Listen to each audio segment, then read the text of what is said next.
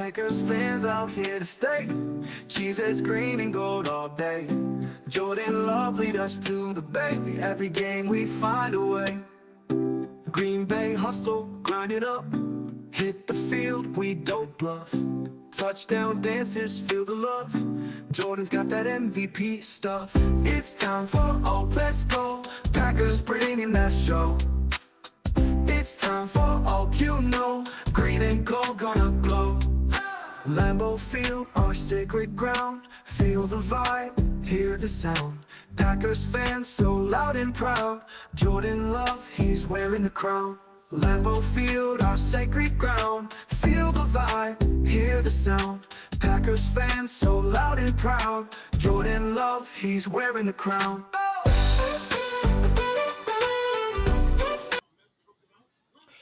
Aloha and welcome back to another episode of the Ohana Packers Edition podcast. I sputtered on the intro and I'm still doing better than the Packers offense did tonight. The Packers find a new way to find a new low on the season and just sink closer to 500 again after an absolutely dismal offensive showing on Monday Night Football.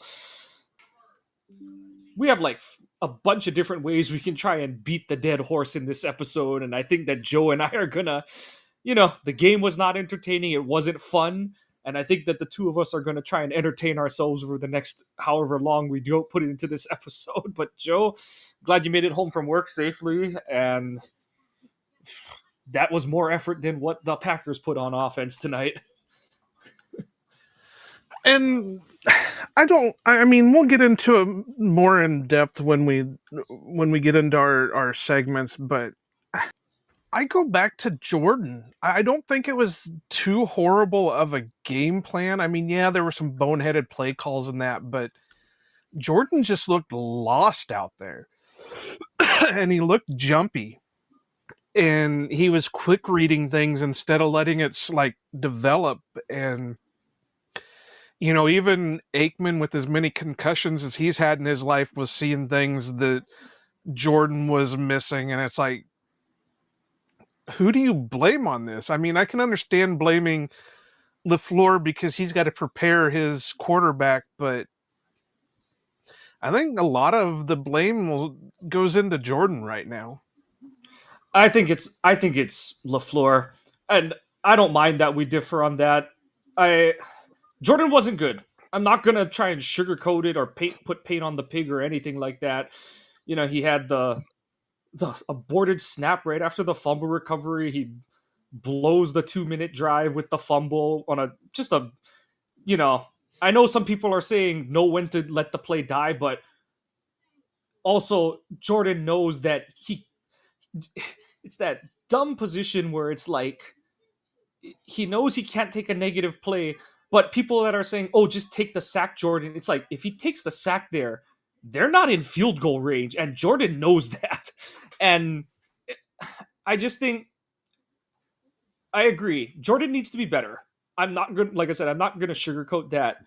And at the same time, I don't agree that LaFleur is doing enough to either prepare him or. Uh-oh, Quano's internet is not cooperating tonight. So okay, start over.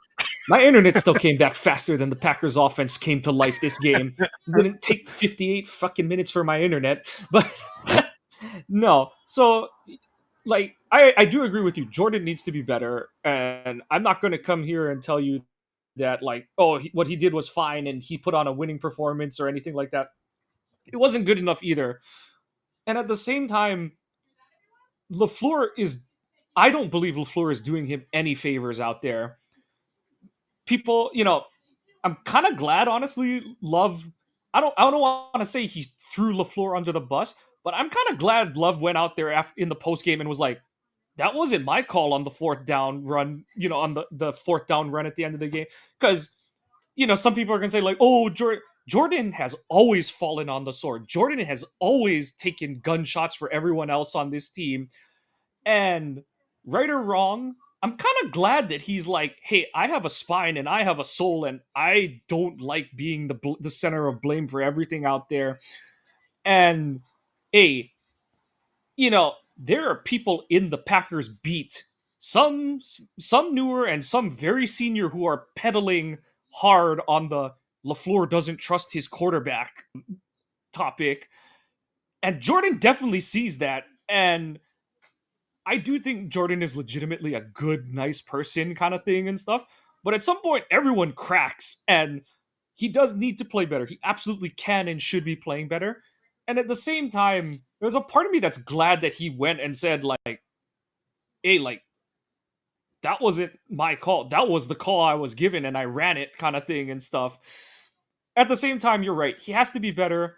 He I don't want to say, and I do, as much as I respect Troy and I do like Troy as a commentator, I do hate when, especially former quarterbacks, are like, he's got to see that. I'm like, you're not playing behind this O line, and you're not the one, and that's the thing is, it's like, you're not the one who goes out there and has to throw when it's 3rd and 9. It's like, oh, like, your warm up is turn around, hand the ball off twice or 3 times, and it's like, oh, it's 3rd and 9, Jordan, save us, and it's like, you pulled the hand grenade pin and threw it to me with 2 seconds off, and you want me to do what? And Jordan can be better. He needs to be better. At the same time, I just don't like what LaFleur is doing. To me, he's being the worst kind of stubborn, and it's just, I think it's a big problem with where this offense is. And I have a totally left field way I'm gonna go with our fresh topic and stuff, but uh, my frustration and honestly why, like, I'm just not firing off the top step tonight is, honestly, at the end of this game, I kind of just shrugged my shoulders and just, like, was like, yeah, I kind of expected that to happen. Like, there's honestly a part of me that's numb to this season already, and a part of me that's in a way dead inside about it, because I just, already, a part of me is like, whatever. Like, I I didn't want it to get here, but it was kind of that thing that you brought up about LaFleur. Like, there, you brought it up as early as week 2, and we kind of, like, both took turns being like, okay, which one of those is a potential trend, and which one of those is like, maybe it's just a situational thing due to how the roster is, or injuries, or all that kind of stuff. And man, like, so many of those things we talked about in week 2, week 3, those things are popping up all over the place. And like Wendell Ferreira. And I do agree, like, I'm as frustrated as I am with the situation with LaFleur, with how Love is not performing. I'm not all the way at fire LaFleur yet, but the part where I kind of disagree with Wendell is, like, I don't, Wendell says, like, he shouldn't get fired over one bad month. The thing is like, is it really just one bad month, or is this the sign that things are taking a disconcerting, like, death spiral downturn? And LaFleur had about as close to McCarthy, I'm a very successful head coach moment in the post game. And I get it. I don't totally blame LaFleur, because I do think there's an element of him being shell shocked as to how poorly it went tonight. But also, like, that's your whole identity, is you're supposed to be this whiz kid savant, and your offense looks stale. You're so predictable. Like, people joke about the second down and long runs, but it's like, the fact that that fourth down play is becoming a meme, because whether the Eagles guessed it or they knew the sign or whatever, the fact that they all see the shotgun formation and they all point in the direction of where the play ends up going, like, if everything up to this point hasn't shifted LaFleur on how he needs to adjust and just literally do something different for the fuck's sake of doing something different, I'm afraid nothing will. And if that's the case, I don't know if he's going to survive through Thanksgiving. I don't want that to be the reality, but if he's going to continue to be adamantly stubborn to sticking to things that this team cannot do well on offense, this stretch of game, he's not going to win a game in November, because these teams that they're playing, like New York's front, is just going to eat his front alive if he doesn't change how he operates. Same thing for Detroit. Like, I know that they've had success blocking up Hutchinson and all that kind of stuff, but this defense isn't going to hold down this Detroit offense if the Green Bay offense isn't scoring. And then if you're just moping into that post Thanksgiving game to play Minnesota, Minnesota's going to jump you. And what have we said all season long? These NFC North coaches will come out to embarrass you. And I know that like everyone's like, what the fuck was Philly doing at the end of the game? All that kind of stuff. Sirianni's like, I'm gonna put my boot on your neck and your I'm gonna crush your spine. And it didn't work, so it's like, oh my god, he almost let the Packers tie the game at the end. But even that isn't a reality that the Packers can live in because again, poor decision making, poor process by LaFleur, and it's just the same beats that we've been either concerned or very wary of throughout this season. They've all come to bite the Packers in the ass over the last couple weeks. And like I said, there should be options for them to move forward and to improve. But frankly, we've hit the point where I don't know if LaFleur is going to do it. And that's a spooky place to be right now. And to kind of go back a little bit, I'm not taking all the blame away from LeFleur, Oh, yeah. No. And I'm not saying you are either. Yeah. but it's hard to do stuff when your quarterback is regressing also. Because they showed the stat. Yeah, he only passed for six. He only threw 6 times, but he only completed 2 out of the 6. Yeah. And like I said, that's where it gets into Jordan's got to be better. But also, you run it like I know it's not 20, but it felt like it was 20-6 in the first half. And you just don't run the ball well enough and you don't match up well with this front. And it just goes back to the point of like it's the it LaFleur has become so predictable that they're playing Indian poker. Like his offense is out there playing Indian poker with the defense, and they just don't do the fundamentals well enough to play that way. Like they can't do the Lombardi Packers. We're gonna run the Green Bay sweep, and we're gonna tell you which way we're gonna run it. They don't do anything on offense well enough on a down to down basis to operate with that kind of frankly misplaced cockiness from LaFleur. Like, and that's the But part that then again, I'm I frustrated have to with. give. I get you, but I have to give him some credit because, yeah, people were getting pissed off at it, but I looked at it as he's actually trying to make adjustments. When the camera cut to him sitting on the or standing on the sideline, Yeah, looking away from the field, looking at the tablet and working on his play thing. And then he was also trying to throw stuff in there to, he sent in Kennard as an extra lineman. That kind of yeah, hit him a little bit hard because it's like, well, we never done this before, so we don't know how to line up type thing with the penalties.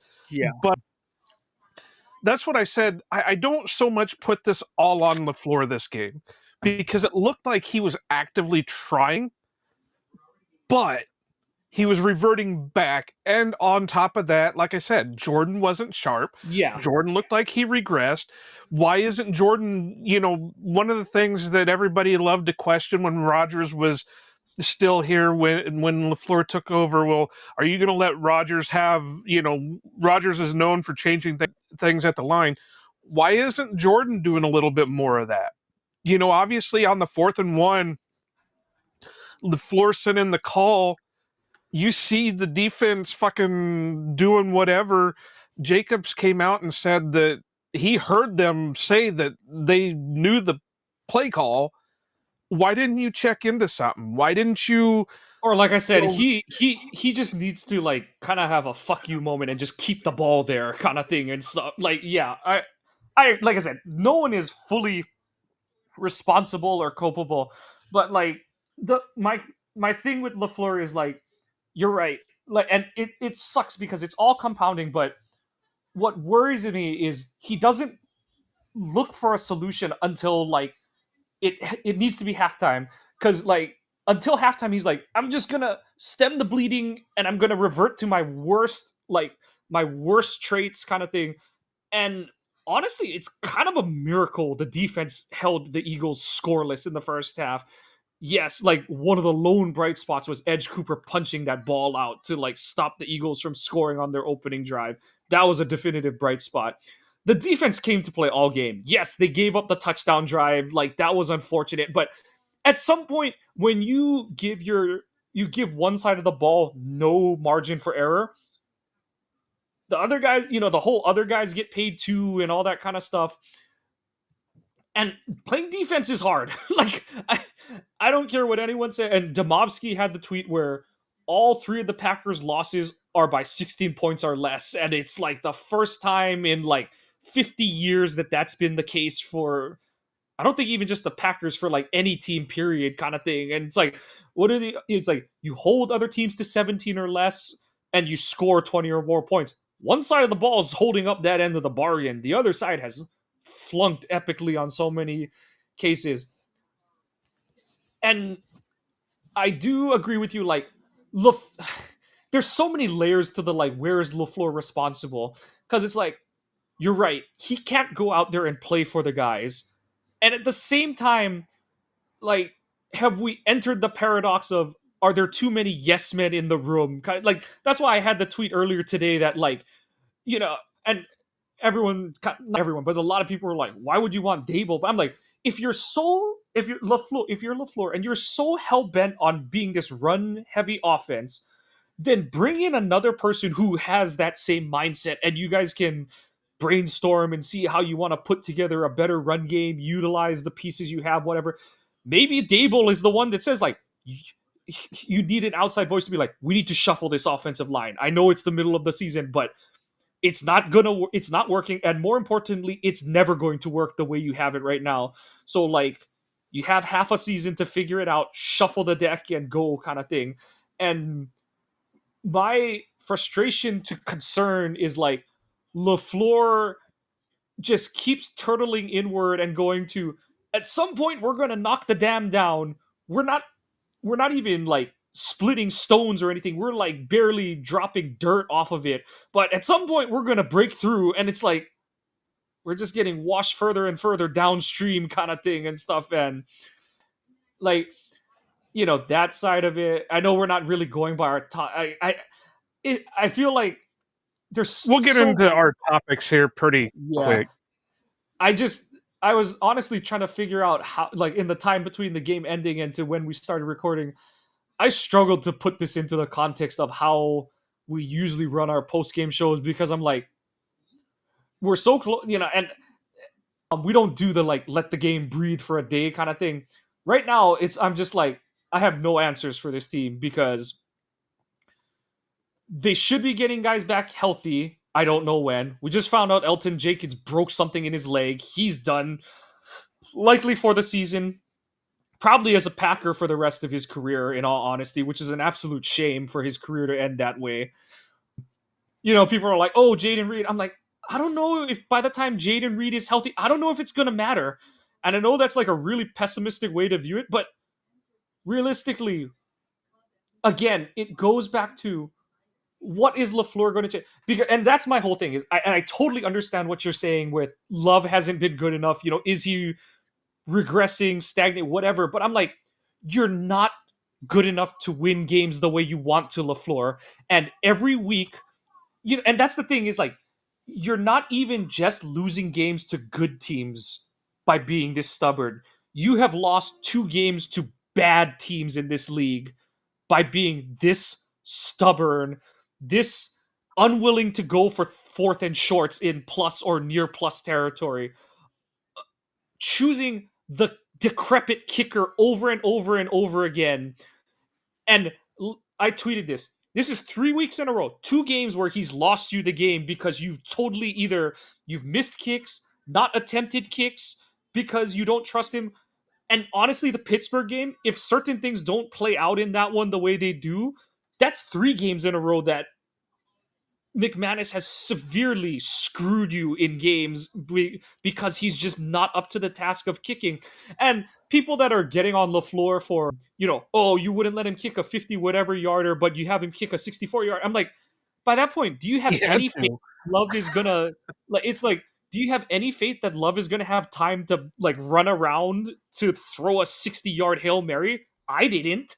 So like, I know some people are like, oh, you gotta try the. I'm like, I mean, on the other side, like one of the things you brought up is he's trying to protect Love. I do think he's looking at it like, well, I can't try another Hail Mary against this same team and have Jordan fuck up his knee 2 years in a row on a Hail Mary that, what's the percent chance it's gonna work? Like 10% maybe kind of thing. So I think he's like, fuck it. Let's just see if we get the kick and like I said, that again goes to bad decision making, not sensing the pulse of your team, not leaning on the wrong people for to determine decisions and stuff.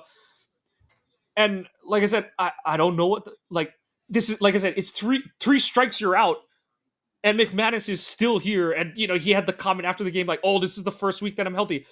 Dumbass, you cannot fucking say that when you're the one who's like, I'm good to go.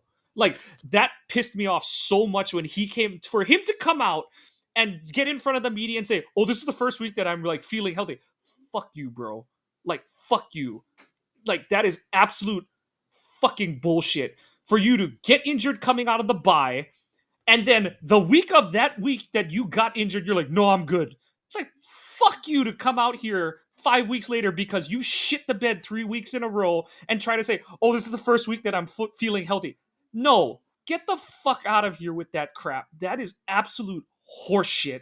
Like, that is like, I joke that Matt's a coward for not going for fourth downs.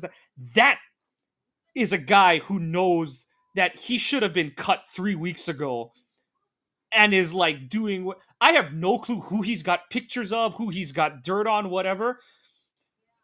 And some people are like, "Oh, Gutekunst." I'm like, Gutekunst doesn't want to look like the micromanager here, and he's trusting the two guys that are out there watching him practice every day.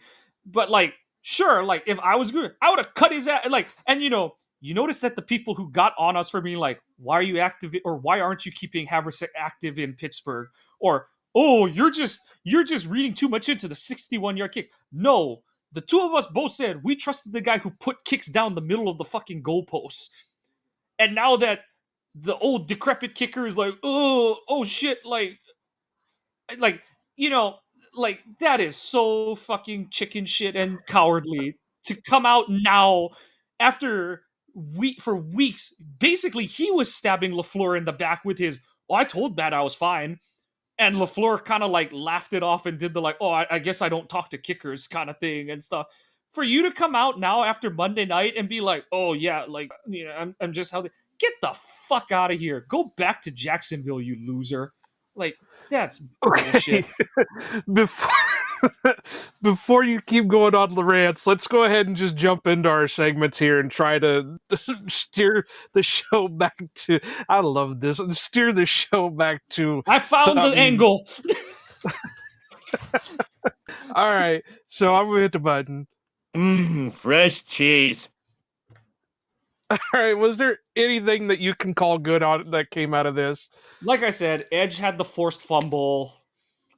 Overall, like, I know some people are like, "Oh my god, the Valentine missed tackle," and then Evan Williams getting supposedly the coverage safety getting lost in deep zone coverage. But at the end of the day, when your defense gives up 10 points to a Super Bowl contending opponent, you expect to win that game. And like, yes, the touchdown was unfortunate and all that kind of stuff, but that should have been enough. Like, that absolutely should have been enough. So yeah, and people are gonna complain that they didn't get a sack and blah. You forced a turnover to kill a drive. You kept, even then, like you played the way you wanted to, and you were coming out ahead. Like on a defense, like if you frame this game as just the defense, you're like, the Packers should win this game. And so that's my fresh takeaway from the game is the defense did its job and played with some pride tonight. The only couple knocks that I think you could put on the defense for the night is, yes, I'm going to say they weren't able to wrangle in Hurts too well. They were able to pressure the hell out of him, but they weren't able to connect. Now that's not like a horrible thing because you're right. They held the reigning Super Bowl champs to 10 points. Keyshawn, yeah, had that great pass breakup, but he still didn't look great out there. He allowed one of the big catches to, was it Devontae? Yeah, I think I so. think it was Devontae. Yeah, the 3rd and 12. Yeah, And then yeah, Evan was a little bit, but he had some plays in there that were pretty yeah. solid. Like I And said, we're talking about 2 plays out of what's the total defensive. Like oh hell, we're I don't talking know. about like 3 plays out of 60, where it's like, oh my god, like what the hell happened, kind of thing. And there was a couple more. You had the long pass play to Goddard down the middle of the field, but it's like, okay, 1/12 of the game, you're like, ugh. But the rest of it, like I said, you hold an opponent, you hold a Super Bowl contender under 300 yards of offense in a game where you never led, and it's like, and that's an opponent that all they want to do is salt the game away. It's like, I can't ask for anything more. Like, of course, I'd love another turnover, like, but they got you one, and you Yeah. did nothing with it. So yeah, And late in the game, they did let the Eagles drive a bit. That kind of hurt because of the clock management type thing, but yeah, nothing too much to complain on. I mean, they held Jalen to 183 passing yards. They held Saquon to 60 rushing yards. Jalen only managed 27. And Saquon only had the long of 15, and that was the longest run he had for the day. But I'm going to narrow mine down to even further than just the whole defense as a whole. I'm going to throw Carrington out there. Carrington played great. He did have a couple of spots where just like, I wish he would have done better. But, covering a couple of their top receivers, he was pretty well lights out for the game. And I I don't know if he's on drugs or in too many head injuries or whatever, but that guy is goofy as hell. Celebrating some of the weirdest things out there, but I love to see it. I loved seeing him get his shine, especially after whatever it was, why they weren't playing him, giving him almost any snaps when Hobbs was quote unquote healthy. The only drawback, and I can't believe I'm saying this, as two guys who have been heavily against picking him up, the only drawback is I wonder if this pretty much pushes Asante Samuel Jr. out. yeah. Like the thing with Asante Samuel Jr. is, it's like, okay, he's medically cleared, but then it's the whole like, he's. I think what people need to look at is like, he's looking for the team that he has the most clear path to a starting or heavy contributing role, because from his point of view, he needs to play, and obviously he has to play well, but he just needs to play to have a chance to play well. And I don't know, realistically, it should probably be a decent shot in Green Bay, but Green Bay is not going to just come out and say like, oh yeah, you're going to come in and challenge these two guys right off the bat, kind of thing. I Like, don't think any team's going to give him that kind of right, shot. yeah. And none of them's going to give him money I because said he's it, coming off the kind of injury that you're not going to guarantee money or anything like that. yeah. Well, I Yeah. said, I don't know if I actually put it on socials or if I just said it in our group chat. I'd be willing to do the Christian Watson type deal. Yeah, Give yeah, him yeah. the rest of the season this year. Let him get back into game shape. Give him next year. Basically it'd be a 2-year deal. This year, next year, and then if he plays well enough, he can go get his bag. If he plays middling, you hang on to him. You give him a Yeah. minor contract or whatever. But I and like I said, this is from two guys that have been railing against signing Asante Samuel Jr. since the beginning. I do think they need the depth there Yeah. because we are one injury away from Kamal Hayden being put in or Bo Melton put in. Not saying those are bad guys, but once you do that, you have no depth after that. Yeah. That's the thing. Is like, our whole thing against the Samuel Jr. signing is just like, that would probably have been your only deal in the offseason at corner. Granted, ours was Nate Hobbs, so it's kind of like, okay, like, what did you really get? But at the time, you look at Nate Hobbs, who, yes, he's unfortunately continued his track record of having nagging injuries, but Asante Samuel, you didn't know if he was going to play this year. He's coming off of spinal fusion, and you didn't know. As much as anyone wants to say, like, oh, he should be back, you don't know. Like, you just don't know. This whole he's ready before Thanksgiving, that was never a guarantee. No medical professional is going to come out and say that. And so that's And why even we just were, to kind of yeah, jump in there, even if he was cleared like he is now, we were guaranteed he's going to be cleared like he is now. right, He's still got to get exactly. into game shape. Yes. Yep. So it's so what we're trying to say is like our reservations in the offseason were he can't be the only move. Now, this shows how dire your options are, where it's like there are no good options on the free agent market. And I keep joking, it's geriatric Stephon Gilmore, possibly you don't know the long term health Asante Samuel Jr. And then like the other names on the free agent market, it's like old friend Kadar Holman. Like that's what's on the free agent market at corner. Like those And are your I don't options. know. I don't know what's on practice squads either. So I mean, Yeah, there yeah, could yeah. be maybe a squad guy. Maybe go back and get King from the Panthers practice squad or whatever. But Or like Robert Rochelle or something like that, who yeah, like they just couldn't quit for the last couple of years. But like or that's there's the the guy out there on the practice squad like a Razul Douglas that you can do that kind of pickup or whatever. yeah, But I just back to my original point. I just hope this doesn't completely take that off the table. yeah, Because even though I don't think he's going to be starting from day one, and I don't think any team's going to pick him up to start him at day one, unless it's like the Raiders or something. And I don't think anybody wants to go to the Raiders and start from day one with the shit that's going on out there. But he would be a depth piece. He would be a veteran depth piece. He would be that boundary guy. He would allow, even if he comes in and plays at 80%, and can show that he's the same guy as he was his rookie year, that would allow you to move Hobbs into his natural slot position, have him rotate around with Bullard or whatever, and again, that would be your depth piece, and have Asante rotate in and out with Valentine, who has looked damn good, or just have him rotate in and out with Nixon.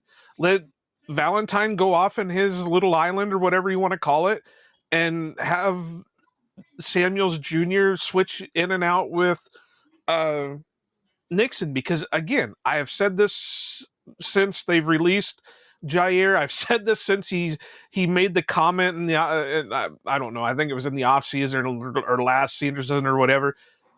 Nixon is not a true number one corner. You're lucky if he's even a true number two. he's a 2B at Yeah. best.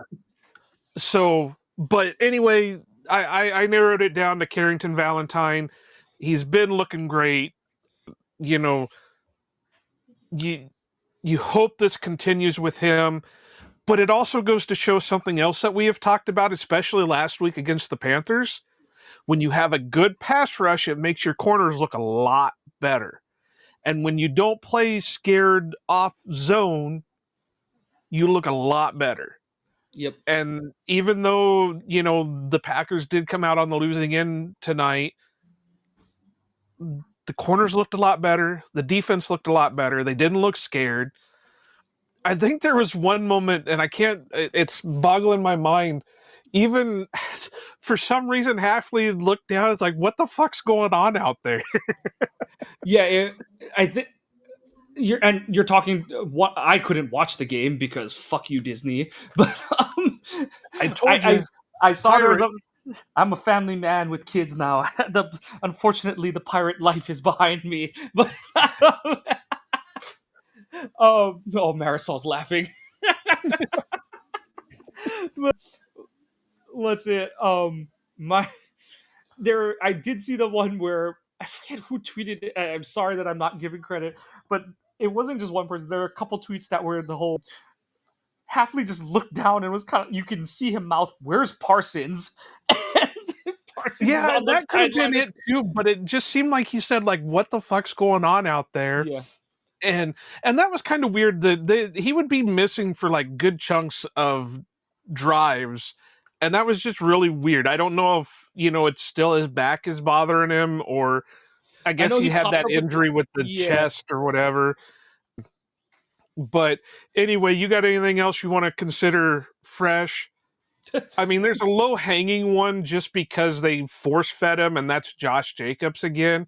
He did really good with what little that he was given. He did steal another soul tonight. We need to keep like a tracker of these, just how many souls he steals in games and at the end of it. But other than that, is there anybody else you can really throw out there, or any other things you can throw out there? my my asshole off the wall one. Thank you, Brandon McManus, for proving me right about what I was saying 3 weeks ago. Uh, But Musgraves. He actually stayed on his feet after yeah, making a long catch, so I got to give that to him. yeah, and like I know people are like kind of giving, but I'm like, again, you're LaFleur is using him for the stuff he used Kraft for, and it's never gonna look the same. And I like, and at the same time, it's the whole like, no, it's not as good as Kraft did it, but it still got you 8 yards. Like you gotta Oh spam yeah, that, and you gotta spam that, and then spam the play off of that. Like that's the part. Like I said, Musgraves is never going to be your break the tackle. no, Push he's the too drive high. Yeah, he's too high hipped and unbalanced to do that. But yeah, and ballerina legged. yeah.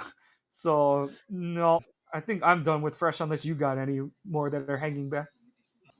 No, not that I know of. I'm trying to run through the game. Sorry, that kind of hurt. I guess you could kind of throw Josh Wiley in there because he was doing a heck of a job as like their fullback protector. Sure, like I said, I didn't get to watch the game, so Well, he had some pretty solid lead blocks there, so that really helped Josh Jacobs out. I know they went away from it because of what was going on, but if this would have been a normal game where the Packers were driving at will, that would have been a real plus, especially for a guy that's just coming off of the practice squad. Mhm. So I'm trying to look at the bright side that you could tell that they were missing the hell out of Tucker Craft tonight. Yep. That's for sure. And they have nobody on the roster that's going to be able to fill Tucker's spot. So, No. all right, I'll hit the button. What's this stale shit? Do you got anything that's going to fit in the stale? I know I can't think of anything that's going to be. Maybe some of the things that I talked about defensive wise could go in the Yeah, stale. like I guess like the only negative for Carrington is a big one. It's the missed tackle on the screen. And okay, I'm not making it. That's never going to be his strong suit.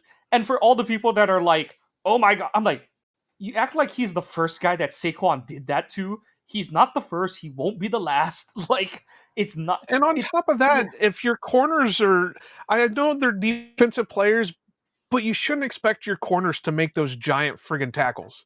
and like They're there to.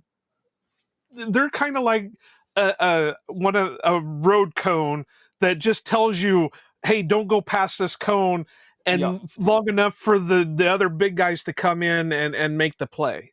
yeah. So um, like I can't think of anything that's going to be strictly stale. Like I yeah, said, just some of the things that everything I've is already way more talked about teetering on to the defense. moldy. Yeah. So Yeah, we'll just go ahead and It's a moldy cheese. I've already talked about it. Jordan Love, he's really looked regressed the last couple of weeks, right. and It's and I don't know how chicken or egg it is and stuff like, and I don't know when we're gonna really find out. We know that we've seen that guy, the good of Jordan Love. We've seen him as recently as 2 weeks ago, and we see it on plays here. Even the couple of throws he made to Watson tonight, for the couple longer throws, the one that got called back on the illegal formation, like you see the flashes of that guy still in there. And like you said, I don't know what you got to do to get more out of him from that. Like I said, I think you're at the point that I think you do have to start taking drastic measures. it's sort of getting into that Eric Stokes Valentine conversation we had last year, where it's like this team has made it very clear they don't want Rasheed Walker back next season. They probably don't care if Sean Ryan is back next season. So again, why are you wasting time and snaps with Jordan Morgan at center? Who, by the way, on that ill-fated fourth down play late in the game, is in Jacobs' lap in the backfield. Like, And you traded for this guy from Philly, and he's not seeing the field or on anything except for tonight. He was in as the extra guy. yeah, which solved one of our questions going into the game. But Right. So I agree. I fully agree on that. But you could tell he was scared. And you can't be jumpy in that situation. yes, I It's totally agree with you with that. Is that while I am frustrated and obstinate that LaFleur has to, like, I'm so tired of the first two plays of a game being a run kind of thing. Like, this team can, and honestly, this was a like, Collinsworth was bringing it up in that Seattle game last year, where it's like, it's great that you got the good Jacobs, but there's conversations of like, well, the Packers passing game, is it getting off to slow starts because you don't throw the ball early enough? And well, I'm totally on the side of you do have to get the pass game going early. You do have to get Jordan in rhythm.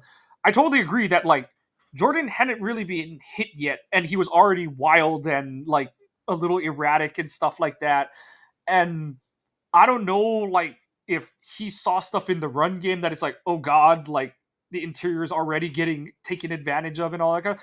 And at the same time, like I said, as much as I don't like even former quarterbacks over critiquing, like, how did this guy miss this look? Because I think former quarterbacks of all people really need to tone that kind of talk down. I don't mind when they talk about like you've seen the throw and you missed the throw, because like that part of it I agree. Like there's a, but when they do the whole like, oh, he's got to see that, I'm like, I I've played football, or I played quarterback on an organized Pee Wee team. That's as high as I played quarterback on. And even at that level, the like learning to throw between windows in your linemen, learning how to make your reads to where you can see between your linemen and stuff like that. And then when you have to adjust for your right guard doesn't have bricks in his back pocket and can't hold his water, your left tackle, you don't know if he's going to block the right guy on a consistent play to play basis. Like, you start to add all those things in, and this doesn't at all excuse Jordan. Like you said, at the very base of it, Jordan's got to be better. Jordan is not blameless in tonight's game. I don't even want to say he played good enough, because like there were enough plays he could have made that were either dropped or whatever kind of thing. Jacobs looks the wrong way on a route and all that kind of crap. And at the same time, he definitely missed as many as there were of those where guys dropped it or whatever it did kind of thing. The frustration I have is, I don't know what the solution is, because like I said, we saw unconscious good Jordan as recently as the second half of the Steelers game 2 weeks ago. And that front is honestly rushing the passer better than the Eagles are. And I know that the Eagles have two better corners than the Steelers have two corners. And yeah, but I'm like, it shouldn't be that bad. And I don't like Tucker, and like, you had a whole week where you knew you didn't have Tucker. It's not like Tucker got injured on the first play of tonight. Like, to me, I have always hated when people turn to that. Like, he's gone. You knew he was gone. You probably knew, honestly, he was gone during the Carolina game. And you looked as inept tonight for most of this game as you did late in that Carolina game. And that's inexcusable, both from a coaching and a quarterback play standpoint. So, yeah, I agree. I don't know how to fix that, but I'm also not the one paid to fix that, which goes into my moldy. And it's like, and I brought it up at the top. And like I said, I'm not at the fire. And I see people turn.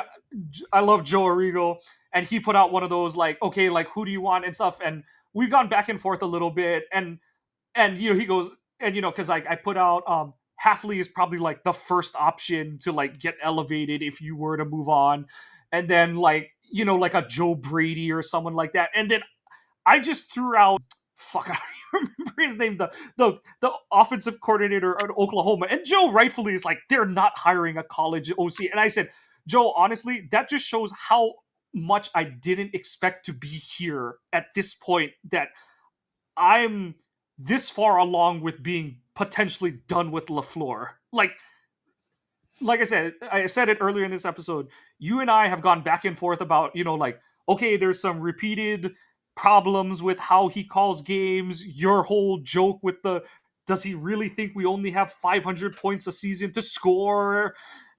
And like, we were having fun joking about it in week 2. It ain't fun right now in week 8. And, like I said, there's been a lot of people who have said, like, you're just over complaining about little things, who have gotten really quiet over the last 3 to 4 weeks. A bunch of them about McManus, and a lot of them about LaFleur are running out of ways to excuse a lot of like we both. I definitely do agree with you. Jordan has to play better. But my whole thing with LaFleur is I don't think this run game is getting better.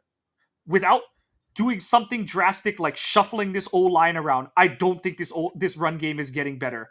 I think this run game is, as you call the offense now, is going to be predicated on how many guys can Jacobs drag for how many yards. And that cannot be the backbone of your offense. And like I said, I'm getting pretty sick of a couple people, not a couple. There's a bunch of people within the Green Bay beat that are doing the, is LaFleur afraid of Jordan? He better, like we've been saying it for a month, he better fucking get unafraid of Jordan, because he ain't lasting through November calling this kind of lame duck shit offense. Like, they are going to get that. They're not just going to lose games. They're going to get embarrassed on Thanksgiving. They're probably going to get embarrassed by the Vikings if he doesn't. And that's the thing, is like, my concern is there's this, and I agree with you. He did try to like adjust at halftime and stuff, but at his core, he keeps, when things start to not work, it's like, I gotta just turn around and hand the ball off. It doesn't matter that it's only gaining 2 yards a carry, and it's like, just kneel and punt, or punt on third down. Like, what? Because Now you know what it's like being an Iowa Hawkeyes fan. But I'm going to interrupt you here because No, go for it. I want to throw some of the stuff in there too. One of the one of the moldies that I'm going to throw out there that kind of goes with what you're talking about are the people who are saying, well, he needs to give up play calling. Who's he going to give it up to? Yeah. I don't trust Stinovich to call plays. We see what he does we saw it in the preseason. It's going to be a worse version of LaFleur, and that's my Michigan Wolverine. That's the guy who kept Jake Long from starting as a redshirt sophomore. Like, that is a decorated former Michigan Wolverine, and I love what he did as an O-line coach. That's another really fifth layer LaFleur panicking over Stanovich getting job offers after Hackett left and all that kind of stuff. Like, but you know what's funny is they let him go on the interviews and he's never got job offers. Right. And like, I know it's hard to like stick to this in the moment, but offensive line coaches very rarely become offensive coordinators unless they get promoted, kind of thing. Like, the few are Stanovich and like Tom Moore, who was Peyton Manning's offensive coordinator. But it's like, Peyton's like, give me the O-line coach so that we can, like, he basically is the passing game coordinator, and I just need the offensive line guy to like coach these guys up and protect me, kind of thing. But like, I think I do, and this isn't a thing that's going to get fixed now, but I do think that LaFleur's offensive staff has hit that stagnation point, kind of like McCarthy's did at several points in his like middle to late tenure in Green Bay, where it's kind of like, you had the same voices in the room for too long. You've had some guys who've left, like Getsy, and come back, kind of thing. And I agree, like, And those are kind of like the same, like I said, with the whole, oh, who are you going to get that's better than LeFleur? That cannot be the basis of why you keep someone at this point, because whether you believe it's a top down or a part down, like at some point you have to have a heart to heart where it's like, okay, why is our O line play falling off? Is it because Stenovich isn't coaching them full time? Like, all right, Adam, like, you know, we'll still pay you like you're getting paid right now. You'll be the highest paid fucking O line coach in the NFL, but we need you to coach O linemen. And, if he can't handle the demotion, then it's like, hey, James Campton, can you come back and coach O line again? Kind of thing and stuff. Tauscher, And that kind of goes into what because it's usually the offensive coordinator that is instilling the stuff in the game plays to the players. So while we sit here and complain about LaFleur's play calling and that, why isn't the offensive coordinator prepping these guys for what they need to be? And that's the whole, we're not a fly on the wall in any of these. We don't know how LaFleur operates, like my belief has always been, when you have an offensive minded head coach, whichever side of the ball a head coach comes from, traditionally, that's the side, like, they're the de facto coordinator kind of thing, and then like the coordinator becomes like the most highly regarded quality control coach ever in the in relative terms kind of thing. And so yeah, like I said, the coaching side of it, I don't think is going to change in season. It would, for even LaFleur, like, as much as I'm frustrated, you're frustrated, whatever. That's not, like I said, the only way LaFleur gets fired in season is if they just fall off the table the rest of November and they look like a The dead only, stick.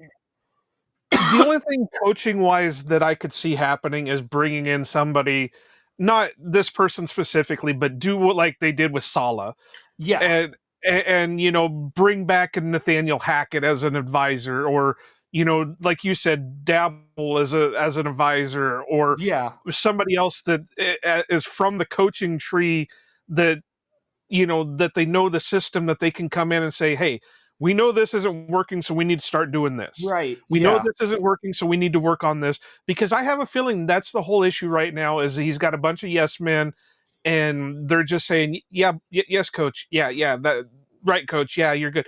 The only and that's, as much as I joke about Luke Butkus, it just, how I joke about, I wouldn't want to tell him he's fired either, and stuff like that. But he's obviously not doing as good a of a very job good as job. Stenovich did. Yeah, like, it's not even necessarily that it's a bad. It's just not as good as when Stenovich was the O line coach. Like, that's just a fact. I get that there were better. There's not a Bakhtiari or a Prime Jenkins or whatever kind of thing, but the overall play of this O line. Stenovich had Runyon Jr. playing like a fringe Pro Bowler. He had Myers looking solid as a rookie kind of thing, and all and you had Billy Turner able to play either tackle spot and stuff. And you're getting run out of, oh shoot, what was that tall guy they got from the Titans? But yeah, like, Oh yeah, yeah. um, Kelly. yeah. Um, but yeah, like, you know, you're just not getting that kind of return on investment anymore. And I And on top of that, why aren't they saying, hey, maybe we need to slot this guy in over at this position? Hey, why aren't we moving this guy? One thing that I've been thinking about this whole time, and now with Elton most likely done for the season, at least a season. I'm not going to say done for as a Packer, whatever. I'm just going to say done for the season, because I'm living one season at a time. They keep talking about how Zach Tom could be an all-pro center. Does this mean that it's just, instead of forcing Sean Ryan out there and having even worse offensive line play, or do you slot in this guy that you keep talking about could be an all-pro center, and then sticking a Kennard or a Belton or whatever at right tackle? Then you can move, Morgan over to left tackle if you want. I still believe in Rasheed Walker, but for some reason the Packers don't. I know he's had and one play today was he misread something, but that's a misread. You can't really, you know, completely blame him on that. He just misread it. But I, the whole point is that's why I say that I think he's just got a full complement of yes men in the offensive coaching staff Yeah. because and I keep fucking saying it, and I keep saying it. He needs to cut the damn cord on Bisaccia already because I think he's listening way too much to Rich. That's why we're stuck with McManus. That's why they keep pulling. That's why they have a 3-year deal on Orsic now. That's why they have all this shit going on. He keeps listening to the guy, and he's not helping out any. No.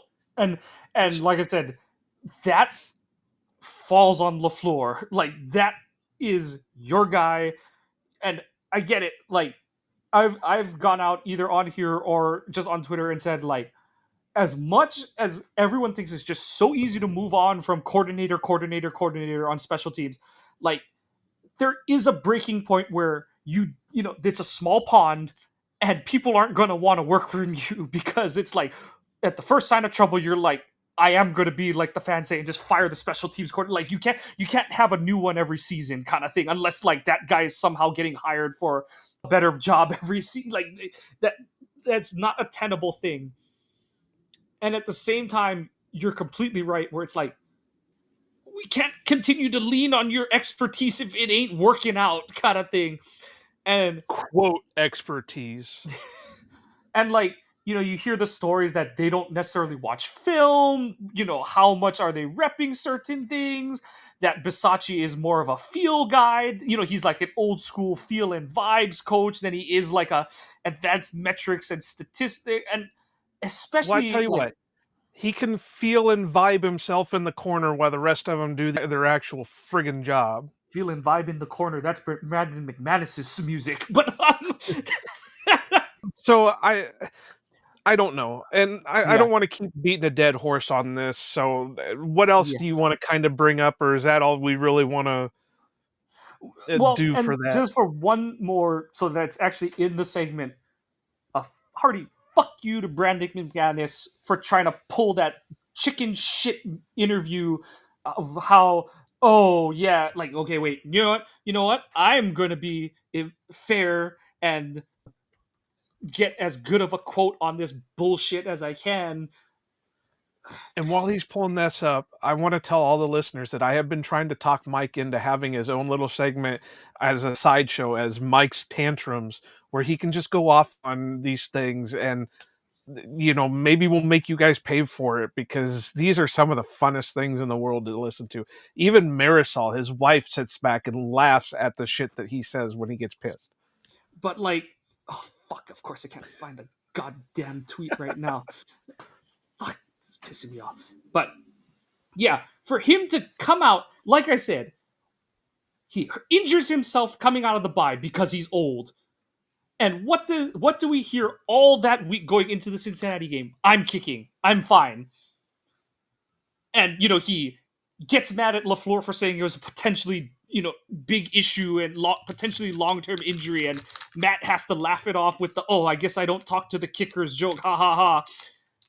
For you to come out 5 weeks later, where I guarantee you, and Tosher called him out on it, that after the Pittsburgh game, that he's like, I think McManus felt the heat. Haversick comes in, he's perfect, he kicks the franchise record kick, and you're like, and he goes, hey, I've been there as a veteran, and I've thought, oh shit, I gotta go and get my job back, kind of thing. But it's like, dude, you're hurting the team, and like I said, you're like a razor's edge from it being 3 games in a row. Basically, the team would be back at 500. That you screwed the Packers by shanking kicks or just being so unreliable that LaFleur's like, I can't kick from here. Like that's like I said, it doesn't absolve Jordan, but I know in LaFleur's mind, and I know somewhere in Jordan's mind, at the end of the second quarter, Jordan's like, I can't fucking lose you. We're on the 30-yard line. If I lose yards, I actually need to gain yards because I was on the 27 and this dude shanked one from 44.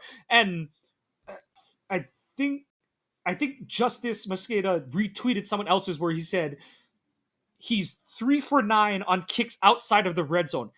That's a fucking abysmal rate. And some of those, I know most of those are after the injury, but some of those are before. And like I said, it absolutely astonishes me that because he came in and kicked 2 game winners in his first 2 games as a Packer, people were ready to just take bullets for Denver Mason Crosby with an off-field track record. Like, It seems to me there were 2 guys that are on a low listen podcast that kept telling people that, McManus is not the answer. McManus is not the answer, but they kept thinking he was the golden goose. and this isn't even for us to say that Havrasek definitely is the answer, but this is 2 games in a row where he has changed how LaFleur has called the game because starting with the Carolina game, he shanks the 40 whatever yarder. And what did I say? It's like a baseball player or a golfer where you know that you can't hit for power anymore. And so what do? You start pulling the ball to your you start pulling to your power side because you're like, I gotta just reach back and crank with whatever I can crank with. And that's why he's pulling them to the left, is because he's like, I just gotta get under this thing and pull it. And I knew, I was like, honestly, with the 64 yarder, I was like, just don't call timeout, Philly. If I just need him to go and run into this and kick it, because if he comes up short, which he did on the practice, I was like, there is no way he's making the actual one. Because Was it tipped or something, or was that just a horrible friggin' shank on that I actual think, try? and so what some people are saying is that Orzik snap, surprise, surprise, was bad on the real kick, and that threw off the timing. But I was like, he didn't have a chance in hell because he saw he came up like a yard or two short and was like, okay, so if I just knock the slobber on it like an inch higher, kind of, because you like, he's like, okay, I got a little under it, so if I hit it a little higher, it's gonna do that. You know how Crosby would do that thing where he would kind of knuckle it That from weird knuckle, yeah. yeah, and so he's like, if I hit it almost mid stride, middle of the ball, like you hit it like a couple inches lower than middle of the ball, it's gonna get enough loft to get over the line, and it's gonna knuckle its way through, kind of thing. And I was like, he's gonna fucking throw it into the back of someone's head. Like, this is like, there's no way. But yeah, and then I had someone say like, Orzik's snap was bad. I was like, that's another LaFleur and Bisaccia We've been special. saying that for the last 2-3 years. Like I said, Dan Whelan got 2 guys extensions, and he got them extensions before he got an extension. God damn it! So And ugh, I don't know. I'm to the point where, and the thing is they're keeping both of them on the friggin' roster. Why not keep them both active? yeah, and like, Because I would have. There is no rule that says if he kicks it on a practice one and completely whiffs that you can't bring in the other kicker when exactly. there's no rule against that. Well, and And then there that's are guys that they could have sat that would have been just fine. But then looking at, okay, I have one more stale, and this is going to be more my rant because it's some stupid ass shit. I don't know who's making the decisions on this, but you brought Christian Welch up, you signed him to the friggin' active roster, you didn't play him one bit, you never used any of his elevations prior to bringing him up to the active roster, you didn't use him once, you release him, luckily you're able to re-sign him back to the practice squad, nobody picked him up. Then, following that, you elevate him for a friggin' game. Why? What is the thought process there? You could have left him on the active friggin' roster and you wouldn't have had to use any elevations. I get it, maybe Mosby was out of elevations or whatever. But then you should have just signed Mosby to the active roster instead of potentially exposing Welch to waiver. And that was the part that I couldn't understand, because I was like, because they like signed Welch and then they elevated Mosby, played Mosby, and then like cut Welch or whatever. And yeah, it, like, my whole thing with it is like, you had just lost Ben Sims to waivers. Like you literally were a week out from and And you how's had that just been doing like, for the team right now? yeah. And you had literally just been going like, oh, we had wanted to get him back to the practice squad. That one's on Gutekunst. That's a like, and I'm sure there's a little bit of like, oh, back and forth with like LaFleur and therefore Bisaccia and like who's the more important special teams player, blah blah blah. I know that it's a little more 1-to-1 because Nick Neiman was is a linebacker, and Welch is a linebacker. But it's like you said, Mosby was either about to be out or out of elevations. Welch hadn't had any use, and it's like, so if you aren't sure, just bring Mosby up and just elevate Welch as you need to, kind of thing, and stuff. And like, yeah, that one is just a weird. Like, it was such a weird roster management decision. Like I said, and if it was the only one, it wouldn't have raised the red flag as much. But the fact that it came literally on the heels of losing Ben Sims to waivers, that was the part that I was like, did we not learn any? Did you not fucking learn anything On from? top of that, this comes off of last year when they cut him at the end of the preseason and he signed elsewhere. So you're taking the chance that he's not going to want to come back to Green Bay. He's going to look for an opportunity elsewhere. Yep. So I don't get it. I think it's mostly I get Gutekunst is the one that has to do the transaction actions and all that stuff, but he's also got to rely on what the coaches tell him. Right. He can go up to LaFleur, say, okay, which guy who is expendable to you on the roster? Right. Because we have to bring somebody up. We have to do this. And if LaFleur goes to Bisaccia and say, hey, Rich, who are you wanting for special teams? And that's who he's telling him, then that's the way it goes. I can't put it all on Goody. I can't put it all on LaFleur. But And at it's least an with easy share. yeah, and at least with the Sims ones, it's like, okay, yeah, we got to bring Christian back. And it's like, okay, you're gonna lose an offensive player for another. And no, like no one could have known Kraft was gonna blow his knee out literally a No. week later. Like that's just cascading shit luck kind of stuff. But the Welch Mosby situation was so weird because, and like I said, this is neither of us thinking either of these guys is going to be a Hall of Famer or anything close to that. But it's like you definitively you just lost a guy because you had to cut him and you were hoping to get him back to the practice squad and you couldn't because someone signed him. And like just okay, so like for example, like Welch getting cut going to the Broncos last year. Alex Singleton just had to have, he had to have surgery to remove testicular cancer. If you had done this cutting this week, the Broncos might have signed him off of waivers to, and so it's like that kind of like, And they still can sign him because he's only on the practice squad. right. But at least, in the waiver process, they're like more guaranteed to get him as opposed to the whole like, it's like more of a negotiation signing him off the practice squad and stuff. So it's like, I know that most people will look at these kind of things like, oh, it's not that big of a deal, but it's like it is because you're trying to like manage all of these roster decisions. The whole point is that Welch is a guy who's been in, Welch, Mosby, those are guys who have been in your system for multiple seasons, kind of thing. And it's like, and honestly, people are gonna say like, oh, you're just saying this because Welch went to. If they had done the same thing and lost Mosby to waivers, I would be as irritated because it's like why did you risk it when you like didn't if like Welch was the one out of elevations and Mosby had all his elevation and you like signed him, didn't use him, cut him, and he gets claimed, and then it's like, why didn't you just bring Christian up in the first place, kind of thing. So yeah, I it's just can disprove the whole Iowa thing, even though yes, Welch went because on top of the whole Welch situation, you knew you were going to be down a couple of guys for wide receiver.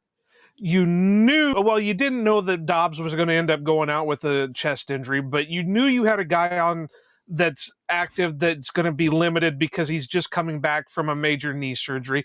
You knew all this stuff. You have a guy that I do like Bo Melton. I like, he is what he is, but you've been training him all off season and throughout the season as a cornerback, and you're going to make him then go and play wide receiver again when you've got guys on the practice squad that you could have called up and And I had know some them people are play. going to be like, oh, like, but only Michael Wood's only been there like a week or two. Keeney You've James got the and one kid Nair, from yeah, Isaiah yeah, Nair and Jacoby Keeney James, they both been there the whole season. Like and those Will guys, Shepard. Will Shepard's on yeah, the and Will practice Shepard, squad thank too. you, yeah. So you have three receivers who have been there the whole of the 10 weeks. At a couple of them, and Shepard and Naylor have been there the whole like training camp on kind of thing, and it's like I like Melton's athleticism, all that kind of stuff. But it's like you cannot tell me, or that is a severe indictment on your coaching that you are more confident in a guy who is playing a totally not even like a different position on offense. He's not even on offense, and that you're like, I'm gonna bring this guy back to offense over these guys who have been practicing these positions all season. Like, On top of that, isn't the kid from Maine also like a special teams ace? So that would have helped out a ton with the kick and punt returns. And yep, Will Shepard was doing some of that shit during the preseason and was yep. looking pretty decent with like it. we like I said, this is where my whole thing with LaFleur is like there's just so many layers where it's like there's just so many multiple on multiple like organizational cracks that are have formed that you're like, oh god, like he's gonna run out of fingers to plug the holes in the wall before it all comes crashing down on him. And like I said, I'm still clinging to the because he's a good guy. Like LaFleur is a good guy. He's a good dude. Well, Uh, maybe. maybe I've heard some things so far. and we're not talking about the Xbox content creator. No, like, No, no. no, but like, I do want to see like the like nostalgic sports fan in me always wants to see the guy who builds something get to see the fruits of his labor and his creation come true, kind of thing. Like that's sort of like the whole romanticization of sports and stuff. But like I said, I keep going back to what we were talking about. You and I debated in week 2. Should we be concerned that this game, that Washington game, was a one-score game midway through the fourth quarter? And you were concerned, and I wrote it off as like they're kind of limited. They're dealing with a limited O line, blah blah blah, all that kind of stuff. The O line's gotten healthier, and we're still seeing the same problems. Like, and like I said, God, are you trying to say I'm smart or something? Or I know what I'm talking about? yes, and it just gets to the point, like I said, and LaFleur was asked, like, do you feel like you're coaching for your, like, and I see people complain, like, you didn't ask. I'm like, they asked him as much as they're going to ask a coach who's still in the playoff picture. And on Like, top of that, you're not going to get a true answer out of him no. anyways. Yeah. And I think LaFleur's answer is a good one that, like, he's like, he didn't just say, fuck you. Like, he didn't blow off the question. He gave, like, hey, we're all coaching for some kind of job, whether it's the one I've got or the next one kind of thing. And, like, some people don't like that answer, but that's the answer for him, every coach, every player on a roster kind of thing. And we all know the truth anyway, yes, because Ed Policy came out and said he's not going to extend these guys. He'll look at it at the end of the season Yep. and go from there. Well, so far, Goody has been the only one that's saved his job. Yeah. And That even Parsons trade. Goody's still got some holes on the roster that he's got to address, but Goody's the one who, hey, I pushed all my chips in. And like I said, But I LaFleur's also getting go back to the fact that he's also having to listen to what his coaches are telling him. right. Yeah, Because he can't just go out and sign a guy and say, here, Right. you're stuck with him. Right. You know, And that's what we used to yell about with Ted Thompson, is he'd just go out and sign a guy from Buckwheat yeah, college in backwoods North Dakota or whatever, and say, here, you fix him, you do something with him. yeah. So yeah. Yeah, I agree. Like, people like blast Gutekunst for we like our corner room. We don't know if that's Gutekunst saying that, or if it's Halfley saying that, or if we don't know if that's a hive mind thing, or if it's one side telling the other that we're fine. I can make it. Halfley saying like, if you give me a Micah Parsons, I'll make all this other stuff work, kind of thing. Like, we don't know, but Goody is the one who's taken his nuts and put them on the table, and it's getting to the point where LaFleur's got to do the same.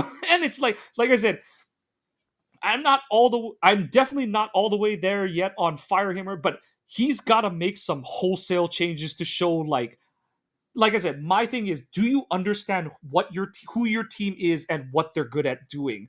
So far, I'm concerned he doesn't see it or doesn't want to see it. And that's the part where I'm like, I don't know if it's a wholesale O-line alignment change, if it's an offensive philosophy change. Do something. Like, just do something, because literally banging your head against the wall with this run game is not gonna get you anywhere this postseason. It might not even And get you to to the the postseason. Yeah, and to your point with the wholesale offensive line change, he's going to have to do it anyway. With Yep. them losing Jenkins, they're going to have to shuffle that line.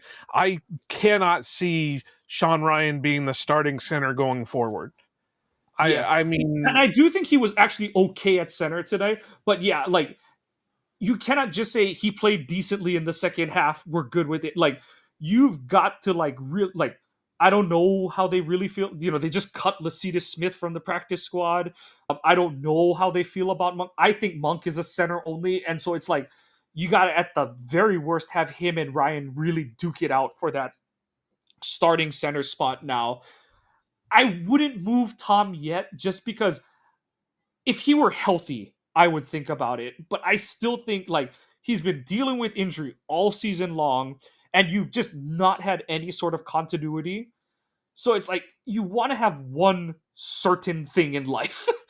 and and it would be one thing if Belton had been healthy this whole time. But it's kind of like that might be too many deck chairs on the Titanic kind of thing.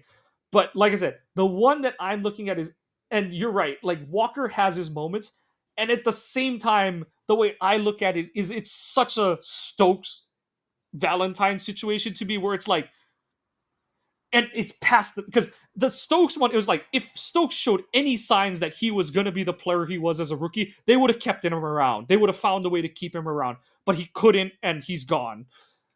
With Walker, the stuff I'm hearing from like four different reporters or people with insight is like they're just playing this season out, and whatever happens with, in terms of comp pick recoupment from him. So I'm kind of like, if that's the case, like, he's not getting any value by playing, so just pull the ripcord and move on at this point. You keep saying that Morgan is your left tackle moving forward.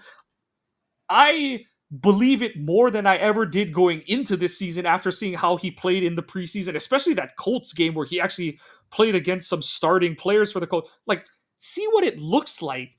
And at absolute worst, if he's not playing anywhere else on the O line. So if you sit him, if Morgan can't do it or gets hurt, then you can put Walker back in there, and he's still playing for his next contract. Like, whatever, he got benched, his feelings are hurt, blah, blah, blah, all that kind of shit. He's still playing for his next contract. He's not going to go and just shit the bed, because that means he ain't playing in the league next year.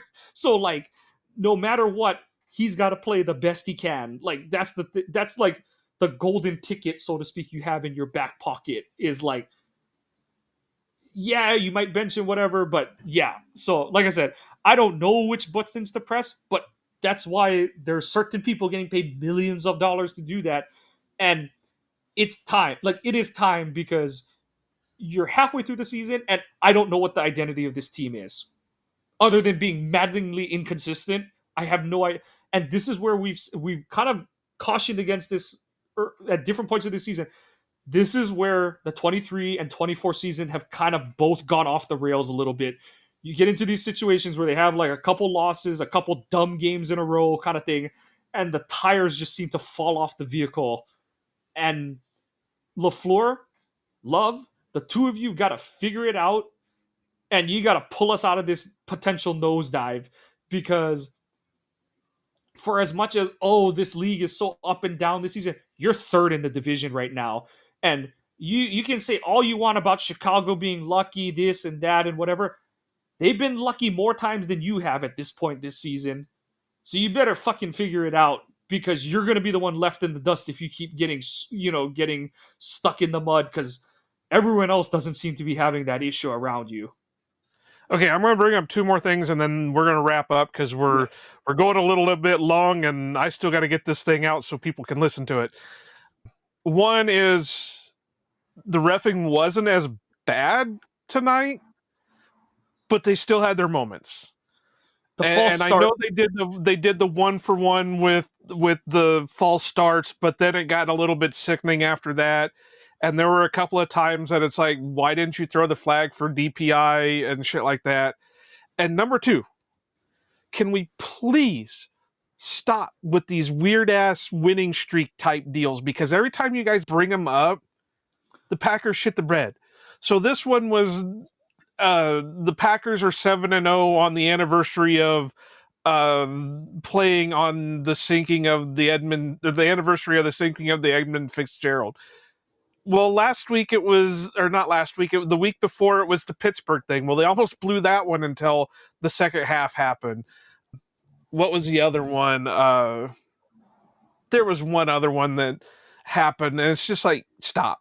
Enough. Because all you're doing is trying to give us false hope, and streaks are meant to be broken. There's a reason why Joe DiMaggio's 56 straight hit games is still a record.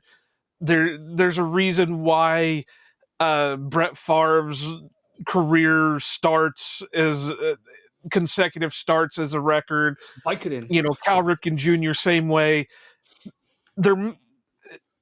They end up ending. They end. So, yeah, stop it. Stop it. And on that note, we're going to stop this episode because I can't believe we found this much to talk about after, like I said, this game. Oh, there's a shit more we could probably talk about, but I'm getting tired. I'm ready to friggin' edit this thing and put it out. Otherwise, we'll be still talking until 6 o'clock in the morning when this thing should be popping out. But, yep, the Packers are going to go to New York or I guess New Jersey technically next week to face the Giants. And if they lose, I'm blaming Ramage. Because Ramage is going there is going to be in New York, New Jersey to watch the game. So if they lose this one, it's all Matt Ramage's fault. You heard it here first, folks. But please check out the website, ohanapackers.org. Please support us, get some merch on the site. Please follow us on social medias at Ohana_Packers on Twitter, at Ohana Packers Edition on Instagram. Search Ohana Packers Edition on Facebook. Please follow the podcast on your favorite podcasting apps. Please give us a like and a subscribe. Joe's been doing a good job about putting out tweets before the episodes. Please send in your questions, comments, thoughts. We will respond to those in due accord as anyone does reach out. We have done it in the past. We just haven't gotten many recently. But, yep, the Packers don't have time to lick their wounds. They've got to get back on the winning track. Still searching for their 6th win on the season as they go to face the Giants. For Joe, I'm Mike. We'll catch you on our opponent preview. But until then, say go Pack Go and aloha. Packers fans out here to stay. Cheeseheads green and gold all day. Jordan Love lead us to the bay. Every game we find a way. Green Bay hustle, grind it up. Hit the field, we don't bluff. Touchdown dances, feel the love. Jordan's got that MVP stuff. It's time for let's go. Packers bringing that show. It's time for green and gold gonna glow. Lambeau Field, our sacred ground. Feel the vibe, hear the sound. Packers fans so loud and proud. Jordan Love, he's wearing the crown. Lambeau Field, our sacred ground. Feel the vibe, hear the sound. Packers fans so loud and proud. Jordan Love, he's wearing the crown.